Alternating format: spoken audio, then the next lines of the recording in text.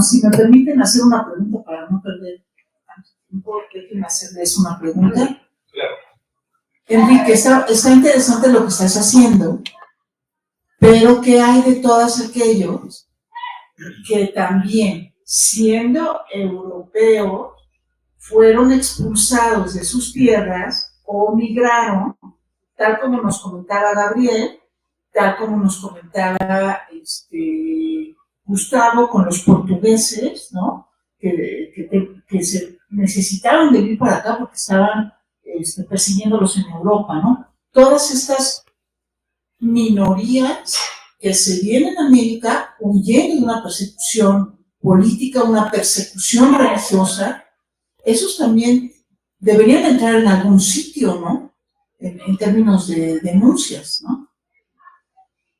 Y a David, me parece interesantísima la investigación que está usted haciendo, estás haciendo. Yo encontré en Bolívar Echeverría también en Modernidad de lo Barroco, cómo está inspirado también Bolívar, me atrevo a decir, en la ibris del punto cero de Santiago Castro Gómez. O sea, usted dice que hay una influencia de Luchinsky en Bolívar, yo también encuentro que hay una de esta crítica que hace Santiago Castro Gómez en la ibris del punto cero con respecto a la parte de cómo el imperio español empieza a pedirles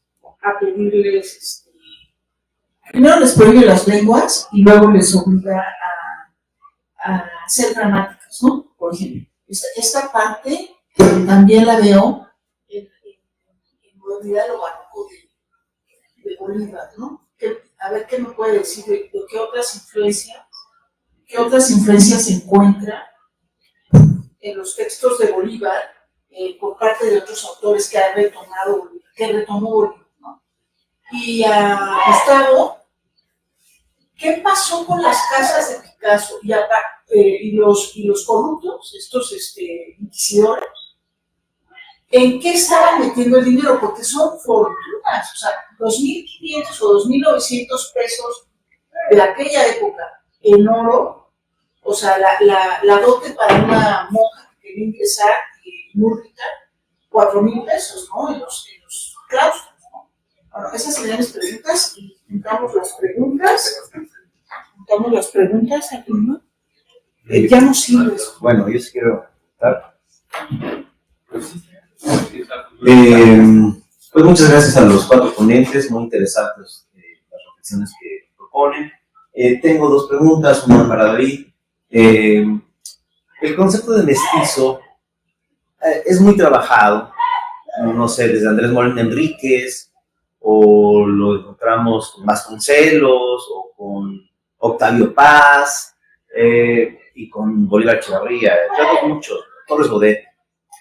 ¿Dónde está la originalidad? ¿Dónde ves la originalidad del concepto de mestizo que aporta Luchinsky?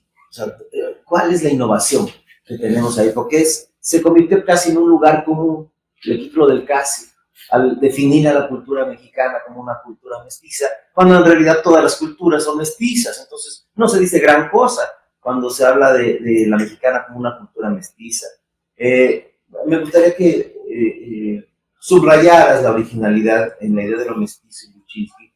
Y Enrique, bueno, esta idea del eurocentrismo a partir de 1492, en buena medida el propio Dussel la retoma a partir de Wallerstein, en la idea del sistema mundo, que se habría comenzado a construir a partir de 1492.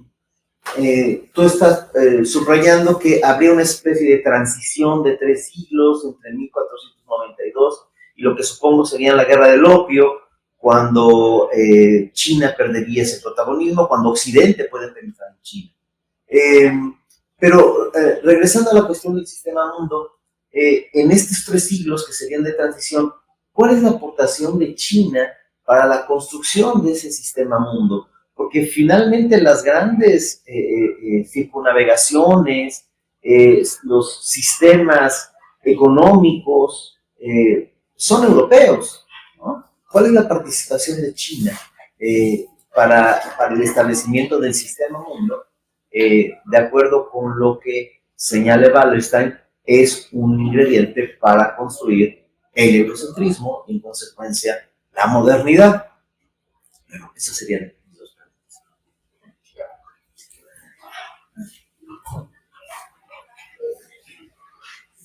Gracias. Sí, tienes.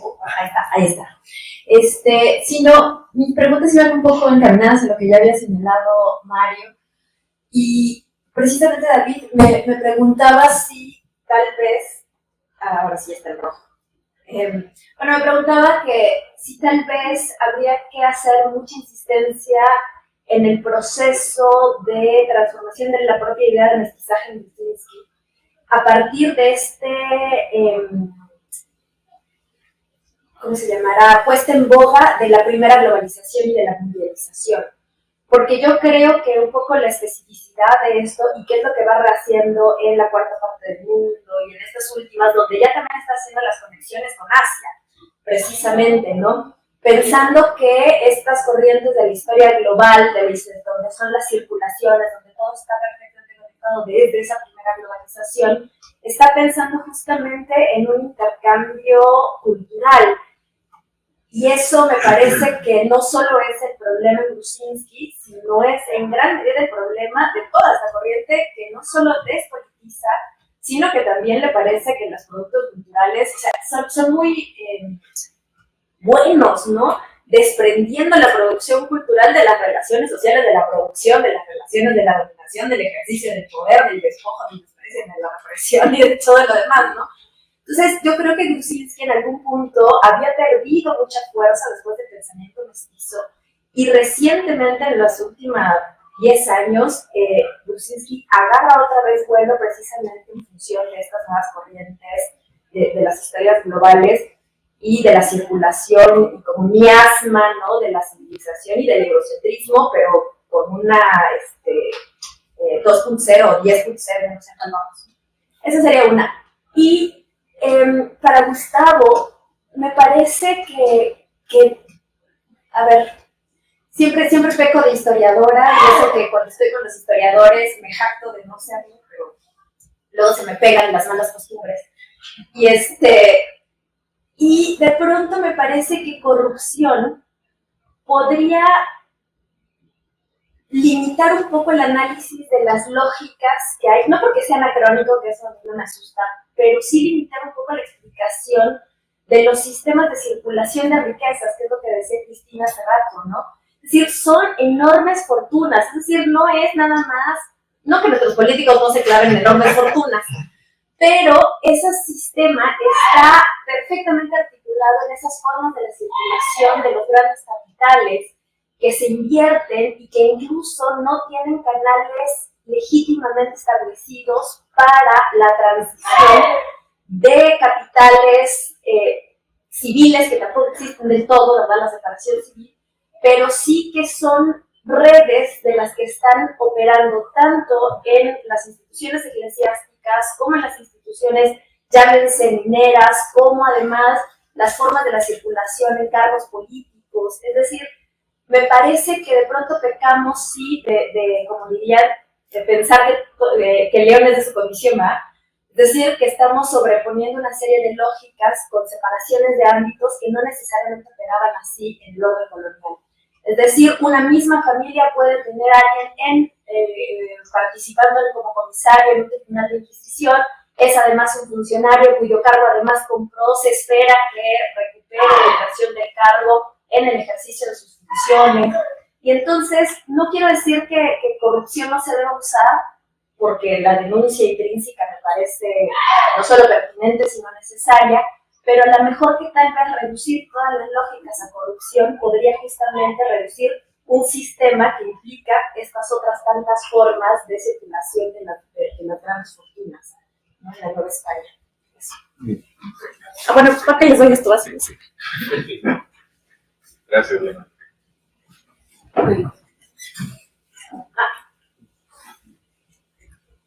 Bueno, en orden, primero, Enrique. No, sí. Ok. Bueno, sí, Cristina, preguntabas un poco por esta cuestión de la migración. Claro, viene a la mente luego los judíos, ya vendría también los africanos y demás. Aquí en San Ángel había la iglesia que está en San Ángel, en la parte bonita de San Ángel, había comunidades de filipinos, ¿no? De hecho, que además tenemos un nexo ahí con los filipinos porque algunos indígenas fueron a pelear allá, ¿no? Para hacerse también de esta isla los españoles, ¿no? Y yo creo que, bueno, podríamos hablar de esto mucho porque realmente el flujo de gente que pasó por América en ese momento, fue gigantesco en número, pero también en culturas, ¿no? Por ejemplo, los japoneses, antes de llegar a Roma a bautizarse, se pseudo-bautizaron aquí en la iglesia de San Francisco, ¿no? Porque llegaron por el Pacífico. Era la manera más rápida de hacerlo, ¿no? Esto pensando un poco en algunas culturas que venían ahorita a la mente, ¿no? Pero más recientemente, no sé si a ustedes les parezca extraño, pero ya tenemos a varios miles de personas que vienen de Haití. Y es curioso, pero Haití, justamente, un poco por lo que comentaba Gabriel, sí, siempre nos ha parecido a nosotros como un lugar extraño, porque no son de nuestra raza, los vemos como algo inferior, lo vemos como el África de América, ¿no? No son totalmente católicos ni hablan español, ¿no? Entonces pues son una cosa rara, entonces no es Latinoamérica, ¿no? O es algo raro de Latinoamérica, ¿no? Y sin embargo, ahorita en México, pues el flujo de migración forzada está muy fuerte por el lado de los haitianos, ¿no? Inclusive hace poco estaba en Tamaulipas y me sorprendía. Tamaulipas es un lugar muy blanco, porque es de ganaderos y demás, y de pronto hay haitianos por todos lados, ¿no? Y no sé si sepan, por ejemplo, dónde está la mayor colonia de palestinos fuera de Palestina. Pero está en Chile. Estamos hablando de varios cientos de miles. Lo que pasa es que no son los palestinos que son los que reciben las bombas, son los expulsados. Sí, son más bien los que de alguna manera son una élite de los palestinos y se fueron a vivir a Chile porque les dieron las facilidades. Entonces, América siempre ha sido un lugar de captación de migrantes que se nos ha escapado mucho de la visión, ¿no?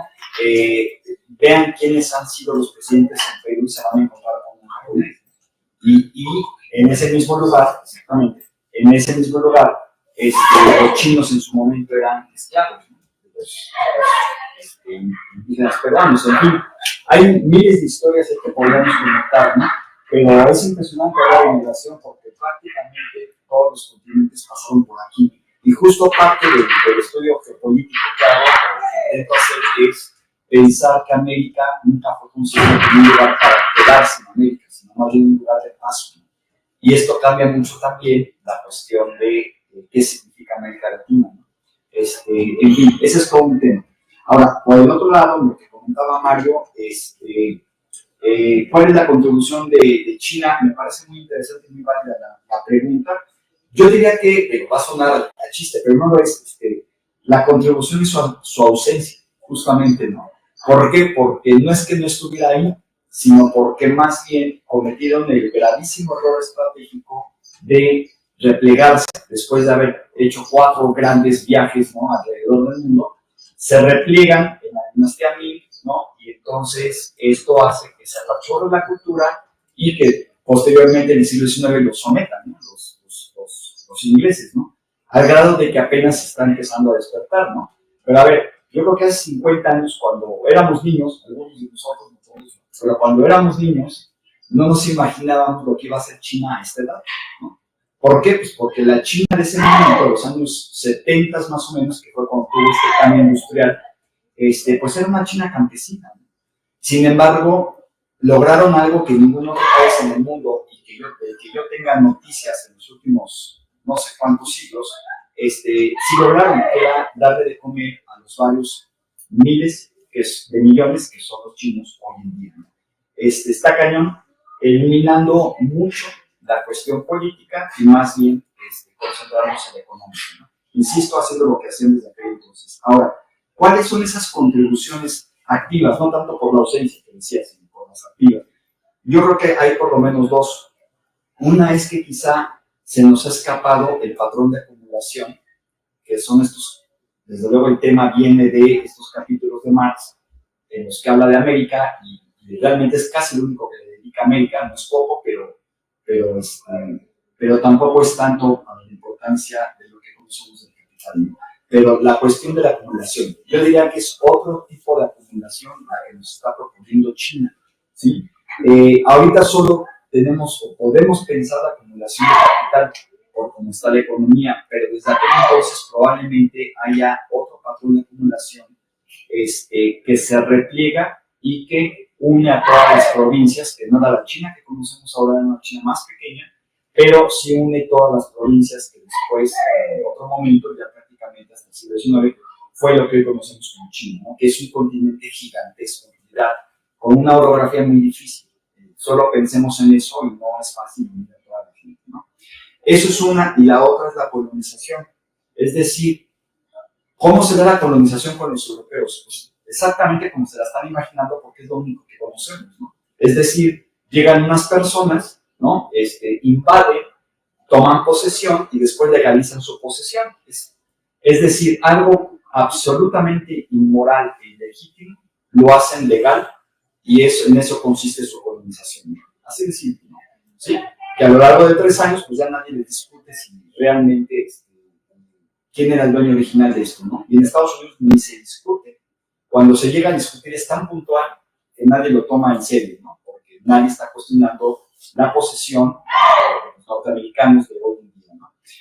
¿Qué pasaría con los chinos? Pues a nuestro modo de ver, creo, la colonización se da de otra manera. La colonización se da produciendo mucho, ¿no? Hasta tener excedentes, y esos excedentes se venden en precios desiguales o de manera desigual, en una compra-venta desigual, ¿no? Con otros pueblos, y eso hace que de alguna manera tengan influencia en estos otros lugares, ¿no? Entonces creo yo que es una colonización muy diferente, porque no ocupan tierra, pero sí comercian desigualmente, ¿no? Entonces yo creo que ya hay temas que se nos han escapado, y solo estoy mencionando 2 que ahorita se me ocurren, pero creo que podrá haber más, ¿no?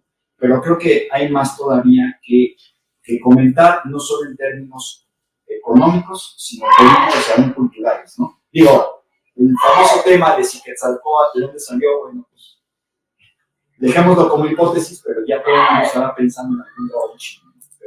Pero creo que por ahí hay alguna influencia que quizá podríamos entrever antes de la llegada de los españoles, ¿no?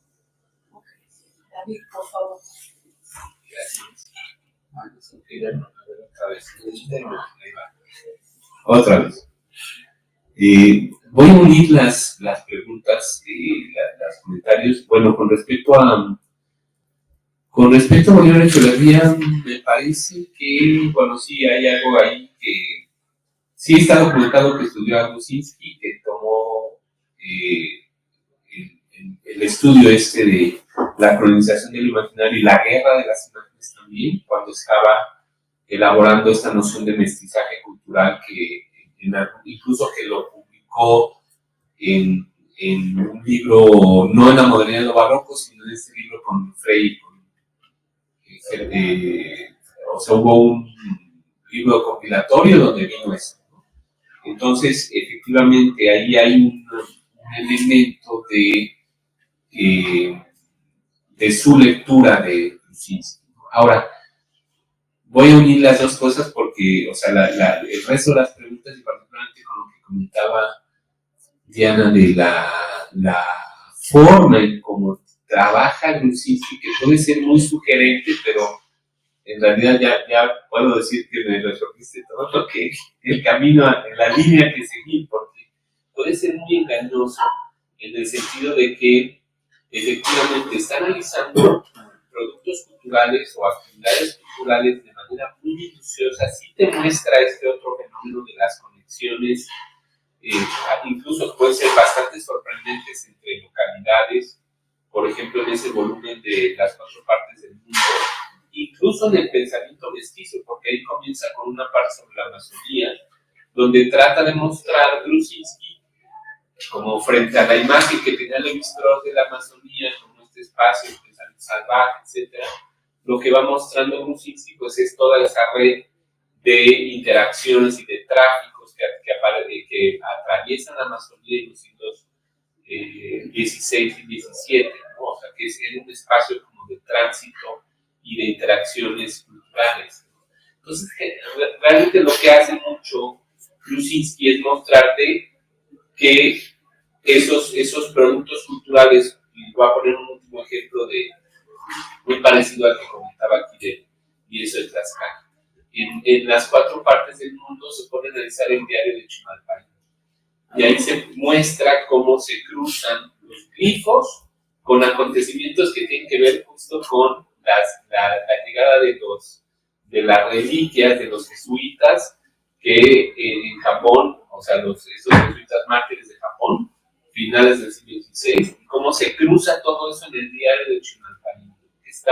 Y entonces, pues, en ese terreno puede ser muy convincente, porque efectivamente está mostrando esos cruces culturales, lo que él va a llamar pensamiento mestizo, porque realmente es más bien no tanto una noción de mestizaje, sino como un aterrizaje en productos culturales que están atravesados por diversas lógicas civilizatorias que vienen de distintas localidades.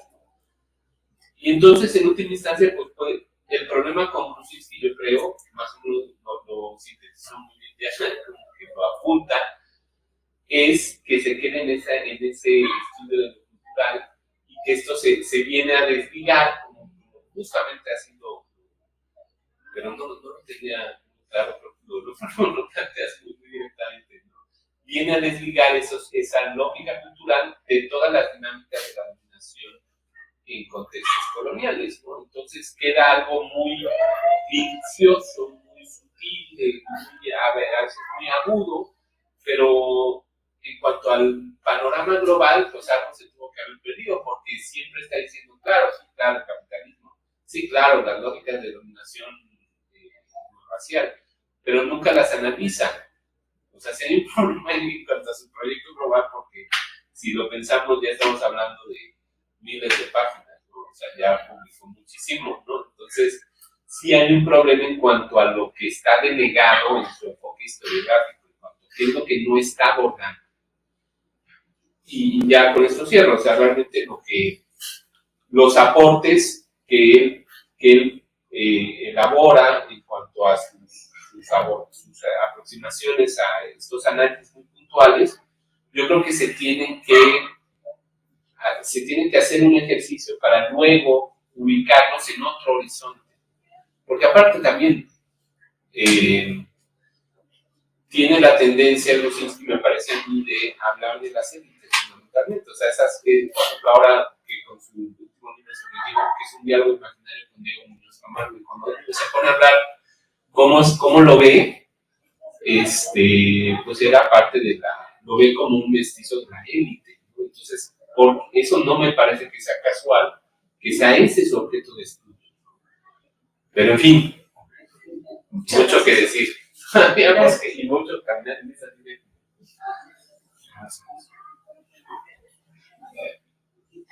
Creo que sí se escucha bastante bien, ¿no? Y hablo algo fuertecito. Bueno, en relación a qué pasó con las casas de Picasso.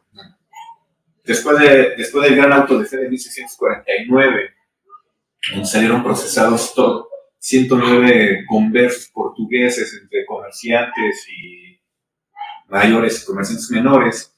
Las casas de Picasso todavía siguieron operando para el Tribunal del Santo Oficio, pero empezaron los problemas justamente cuando viene la visitaduría de Pedro Medina Rico. Ya los pagos no se estaban concretando, se tardaban demasiado tiempo en darle pago al capitán, y llegó un momento donde se liquidó por completo la deuda que tenían con las casas, se desmantelaron las cárceles dentro, y esas casas al final del tiempo terminaron siendo parte del mayorazgo de Medina. ¿Por qué? Porque las hijas del capitán Alonso Picasso se casaron con los capitanes también de apellido Medina. De ahí surge la familia Medina Picasso, que son los que fundan la capilla de Medina Picasso en la iglesia de Regina Coeli, y daban muchísimo dinero a la iglesia de Regina y al mismo convento. Exactamente. Pero también dieron muchísimo dinero al convento, al colegio, no es convento, al colegio, perdón, de Tepozotlán. Y también sostuvieron por muchísimos años al Hospital de San Lázaro, que técnicamente el Hospital de San Lázaro se dedicaba al bien morir de todos aquellos enfermos de bubas, o lo que hoy conocemos como la sífilis. La familia se puede seguir rastreando hasta el siglo XIX, todavía durante el gobierno del general Porfirio Díaz, y finalmente desaparece. Cuando desaparece la familia, las casas quedan en total abandono y posteriormente se empiezan a rematar. Una de esas casas es tomada por el Departamento del Distrito Federal y lo convierte en juzgados. Otra casa se convirtió en una imprenta y la última se convierte en el Colegio Nacional, lo que hoy es el actual Colegio Nacional. En Argentina y Lo que hoy es la calle de Luis González Obregón. Las tres casas están completamente juntas. Eso es lo que pasa ahora. En relación a lo que Diana menciona, sí, referirnos al concepto de corrupción, inclusive Reinhard Koselleck estaría un poquito a disgusto por tratar de definirlo. Ver el sistema que están empleando los inquisidores, de estar cometiendo un fraude, y ciertamente es un poquito complicado de tratar de abordarlo.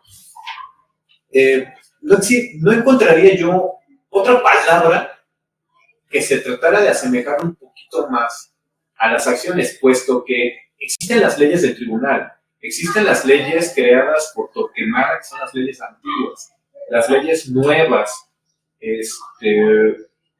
pero inclusive una de las cuestiones que ya no alcancé a meter en esta presentación es que el propio Juan Sáenz de Mañosca modificó por completo todas las constituciones del Tribunal de la Nueva España para que él se pudiera movilizar y verse beneficioso.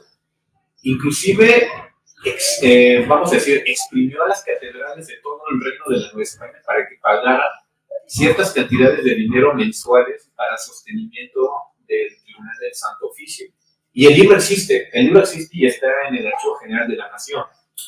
Son enormes cantidades y obviamente las iglesias, las catedrales que más dinero daban al Santo Oficio es Puebla, aunque resulta irónico, Yucatán, y Catedral de México siempre decía, no tenemos dinero, no hay dinero, ¿no?